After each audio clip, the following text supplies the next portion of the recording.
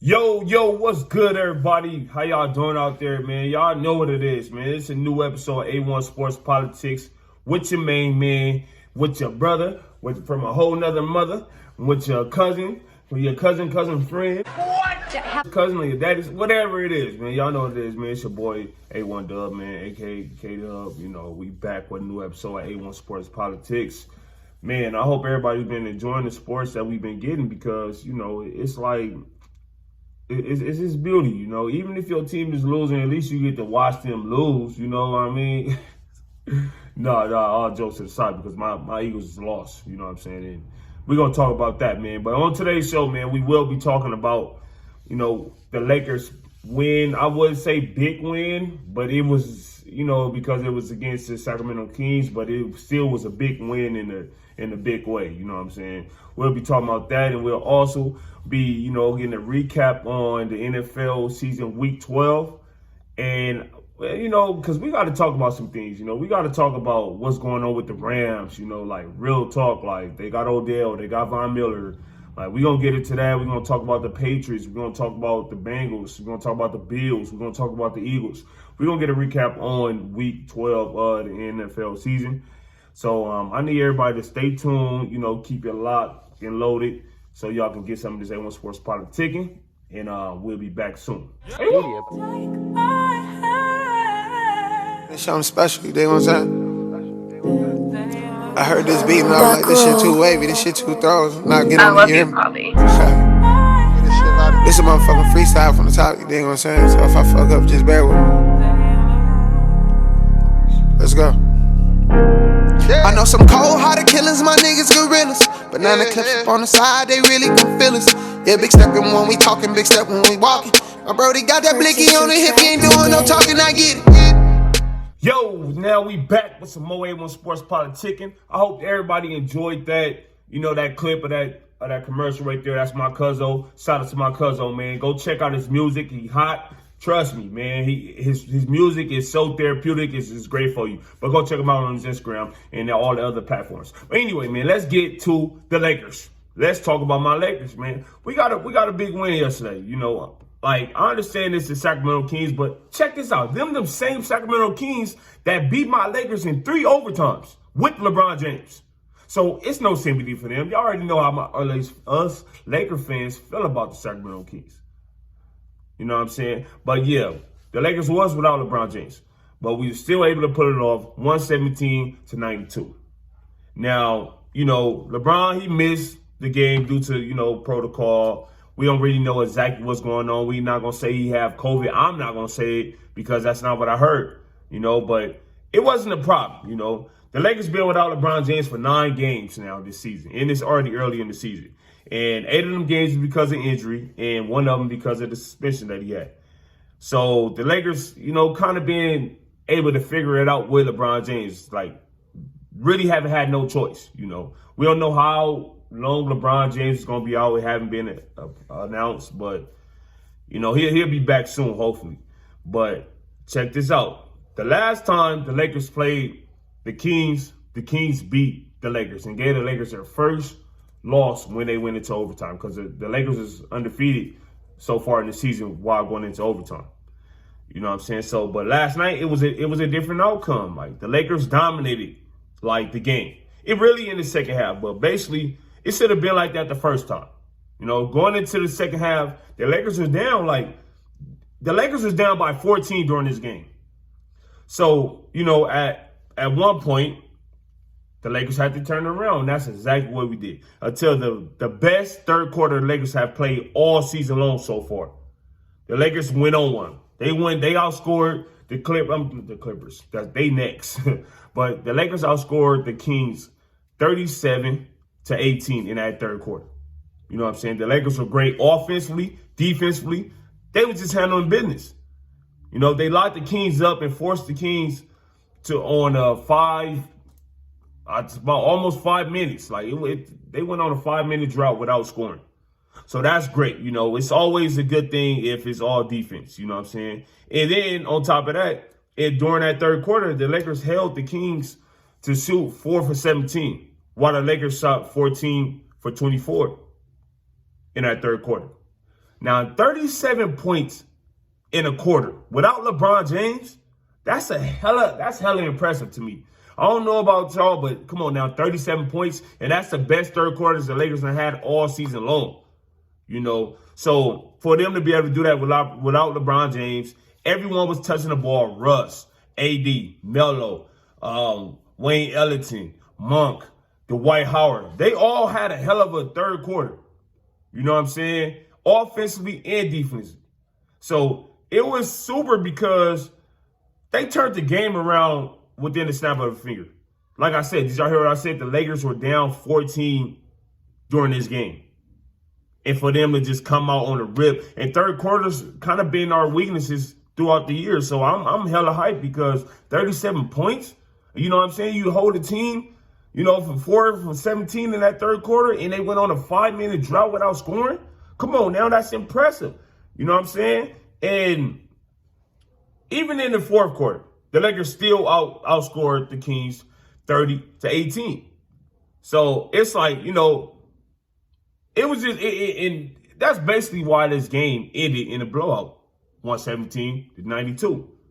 You know, the Lakers shot 50% from the field, but defense is what really turned the game around, if you ask me. Defense has been it's been shaky all season. It's been shaky because we're in the zone defense, bro. Just so you know, we've been struggling defensively, but did y'all know this? The Lakers is 5th in forcing teams to turn the ball over. I didn't even know that at first, you know what I'm saying? But that's just let us know, right? Because I've been about to really rip all the hair that I got left on my head because of the defense. I hate to see a professional team play a zone defense, like real talk, especially my Lakers, you know? So to see that, I'm like, wow, you know, we struggling defensively, you know, Frank Vogel, he's known as a defensive coach. So it's like, damn, we playing a zone defense. Is it because of the age? It's like, can we not keep up with these young dudes? I don't know exactly what it is, you know, but the thing is, the Lakers really isn't a bad defensive team. Like, we just got to get out that zone because it's not helping. We still getting torched. It's bad enough we have a problem with stopping three-point shooting. So why stay in the zone? I don't understand that. But the Lakers have the capability to be a good defensive team because you have dudes like, let's talk about AD, you know, AD. Dwight Howard. Dwight Howard turned the game around yesterday. He didn't even start, but he's going to be the starter going forward. No disrespect to DJ, but Dwight Howard, come on now. That's Dwight Howard. Like, I always feel like he should be starting anyway. I like all his energy that he brings off the bench, but that's Dwight Howard, bro. And he should have been on that top 75 players of all time, you know? But that's another discussion. We'll talk about that. Now, let's talk about Anthony Davis, right? Anthony Davis, he probably been on a roller coaster all offensively, right? All season long so far. But defensively, he's been doing his job. Like, he's been locking stuff up. The only thing that I got to question him about is when the Lakers played against the Bucks and when Giannis was going at AD every single chance he got. I think he took 7 shots on AD and, you know, was successful on 6 of them. You know, but that's the only thing. But defensively, AD has been that man. Like, he's obviously the best defender on the Lakers right now. And let's just rewind time a little bit. AD's been a really good defensive player since he was his days over in New Orleans. You know, and he should have a defensive player statue up in his house because he got robbed. He got robbed a couple of times. Like, for him to be able to be that good offensively, and y'all know when he was in New Orleans, he was putting up big numbers. You know, he was the number 1 option. You know, but he should have a defensive player awards already, like, of the year. Like, for him to do it on both sides of the balls, like, that's hard to do. But like I said, he got robbed. But dudes like him, if AD can lead this team to all, you know, keep defending like he been, but we all know that it takes team defense to win games and also championships to be more important. It takes team defense. So that's what the Lakers is going to have to do. You know, get that going. You know, I'm glad that Dwight Howard will be in the starting lineup now. Get the communication going, and that's it. That's it. And I think we can really slow teams down on the other side of the ball because of the defense, then, we can take our time because, we all know that the Lakers, as far as age-wise, is kind of knocking on the door, but we still got young dudes like Monk. We got none still haven't came back. And, THT, we have the youth there, but it's about these vets. Get to slow it down. And the zone is not, I know that's the first thing they thought to go to. Like, we're going to go to the zone. We're going to stop here. No, bro, the zone is not that's not the answer. It's not the answer, But defensively, the Lakers are not bad. Trust me, they're not. And then when you see everybody else getting involved, Russell Westbrook, he's been getting steals and stuff. Then, everybody else will play defense. And let me talk about Russell Westbrook right now, right? He's been on the tear, and I'm not a stat guy. I'm not going, he was chipped. Well, no, because I done seen triple-doubles, and it wasn't a pretty one. He didn't have a triple-double last night, but I just been watching him overall, like, how how his impact has been on the game, during the game. I'm not talking about the stats. I'm talking about his impact. Him getting in there, getting rebounds. Now I'm seeing Monk in there trying to get rebounds and all that. Like, that's really good. That's really good because, and then on top of that, he's slowing down and he's at his own pace. He's letting the game come to him. And that's what you do when you're an offensive player. You let the game come to you. It's going to come to you. And you take what the defense gives you. That's what Russell Westbrook been doing. He throwing dimes. Like, he threw a dime last night. Like, I was like, you know what I mean? Like, look away, boom, boom. You didn't know where he was throwing the ball to. But when he's attacking like that, when he's attacking the paint, and then he got his mid-range, that bank shot is, it's marvelous. I'm telling you, it's marvelous. That bank shot, like, he's so confident in that. It's crazy. I seen him run down court yesterday. Everybody's behind him. He come down, hit the bank shot, and then it was money. I love to see that by Russell Westbrook. As long as his confidence is there and he's attacking the basket, everything else is going to open up for Russell Westbrook. Trust me. But the thing about it, everybody will only look at the stats, but when you watch the game, his impact is real. And he's coming along. We all knew he was going to get off to a slow start. That's the same thing he did when he got to Houston. That's the same thing he did when he got to Washington. But he will pick it up, and I feel like Russell Westbrook is picking it up. Him and AD, they're getting that connection going, and once they do that, like, I seen, okay, he got the rebound. Russ get the rebound. He go right down the court. He give it right to AD, right to him.